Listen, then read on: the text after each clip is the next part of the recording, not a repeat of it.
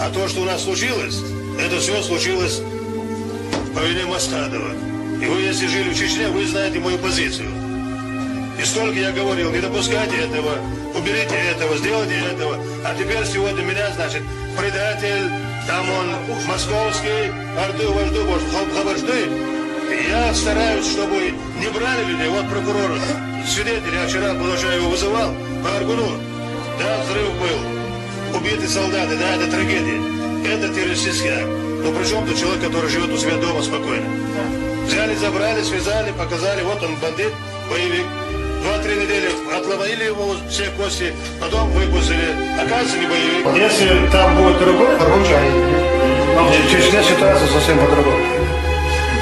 Это благодаря ему сегодня эта ситуация. Кадыров и Путин.